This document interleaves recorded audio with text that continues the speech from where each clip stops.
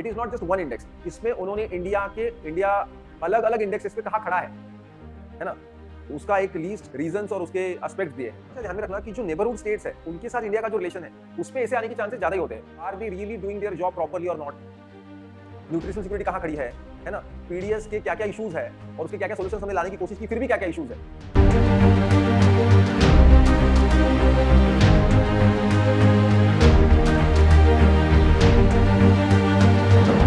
Welcome friends to AVKS. Now the month of September.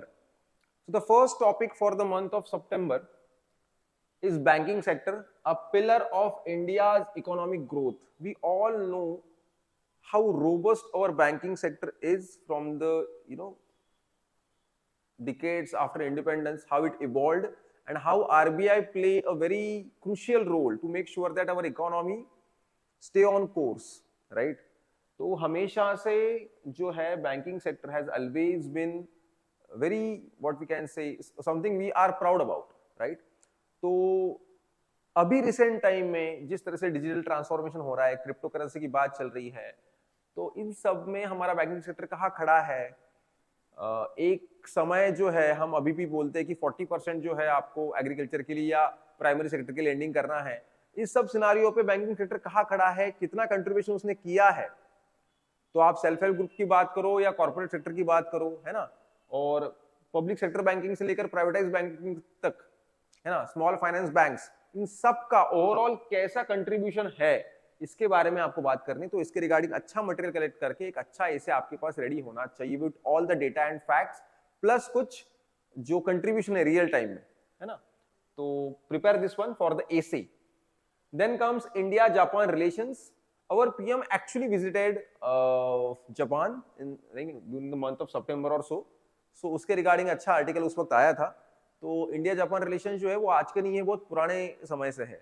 तो उस angle से India Japan relations को आज के कंटेक्स्ट तक रेडी रखना और प्रिपेयर करना is a must. The third topic is reforming PDS in India. Now this public distribution system in India is one of the biggest in the world, but it has lot of issues, lot of leakages. अभी कुछ recent सर्वे आया था, कुछ मुझे लगता है कुछ global NGO या कुछ है जिन्होंने ये सब बोला था कि बहुत सारे लीकेजेस है, बहुत सारे लूप होल्स है, बहुत सारे प्रॉब्लम्स है even today in PDS. Now a country like India where below poverty line people are too much, in order to ensure food security we need schemes like PDS, but are they really doing their job properly or not?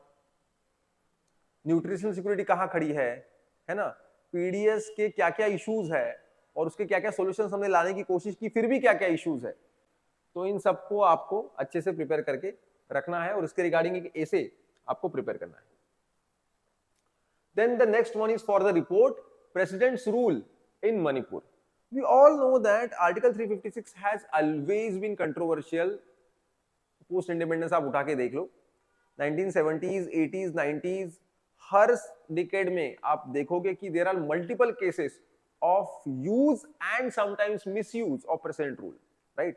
तो अभी मणिपुर में वो क्यों है, उसको अभी extension क्यों मिला, what is the situation there, what is the need, ये सारा आपको प्रिपेयर करना है for the report.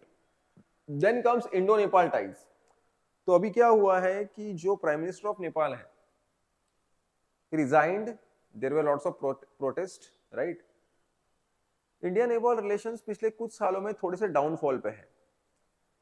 We are trying hard to build और keep some good relations, but impact of China, वहाँ कुछ कम्युनिस्ट इंक्लिनेशन के जो लोग हैं उनका पावर में आना और ये सारी चीजों की वजह से बहुत कॉम्प्लिकेटेड इंडो नेपाल रिलेशंस है. और हमेशा ध्यान में रखना कि जो नेबरहुड स्टेट्स है उनके साथ इंडिया का जो रिलेशन है उस पे ऐसे आने के चांसेस ज्यादा ही होते हैं. So it is obvious that we should be aware of something like that. तो इसको अच्छे से प्रिपेयर करो. Then comes the next topic that is simultaneous elections in India.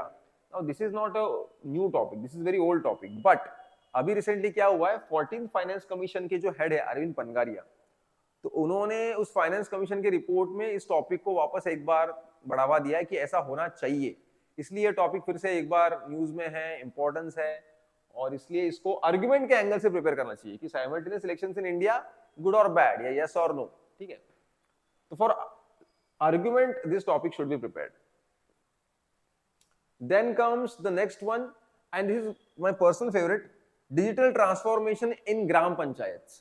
Actually बात क्या है कि लोकल गवर्नमेंट के या फिर जो थर्ड टियर ऑफ गवर्नेंस है उसके रिगार्डिंग यूपीएससी सवाल पूछना पसंद करती है. तो पॉलिटिकल जो हमारा थीम है उसमें ये टॉपिक आने की संभावना बहुत अच्छी है कि already gram panchayat play a very important role, right.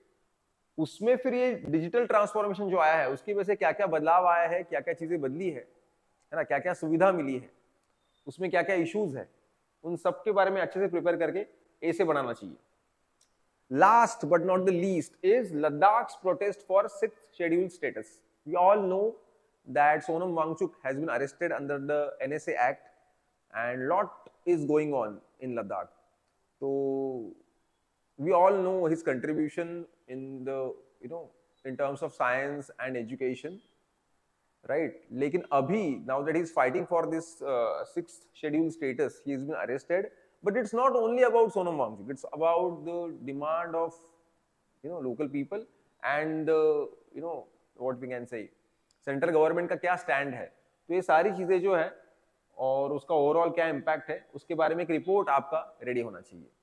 तो this is for the month of September, all this topics. Along with this there is one additional and bonus for you.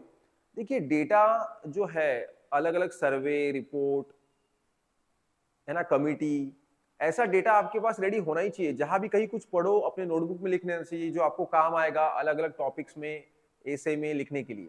अभी मेरे पास ये दो चीजें हैं जो मुझे अभी मिली. मुझे लगता है कि you should have this thing with you. तो मैं बस आपको टॉपिक देके छोड़ रहा हूँ. You collect the information. One is comprehensive modular survey education 2025. इसके बारे में थोड़ा ढूंढो और इसका जो डेटा है जो भी कुछ इंपॉर्टेंट लगे, एजुकेशन हेल्थ रिलेटेड डेटा हमेशा काम आता है, वो कभी वेस्ट नहीं जाता. The next one is WIPO का global innovation index. It is not just one index. इसमें उन्होंने इंडिया अलग अलग इंडेक्सेस पे कहाँ खड़ा है ना, उसका एक लिस्ट, रीजंस और उसके एस्पेक्ट्स दिए हैं. तो that will help you in lots of essays if you prepare that. तो इसको भी अच्छे से प्रिपेयर करो. ये डेटा आपको अभी बीच बीच में देते रहूंगा. आप अदरवाइज भी डेटा अपना अपना कलेक्ट करना है. जैसे कि फॉर एग्जांपल एनसीआरबी का डेटा है, नेशनल फैमिली हेल्थ सर्वे का डेटा है, वो आपके पास रिसेंट डेटा हमेशा होना चाहिए, and it always helps you to have a better essay, right.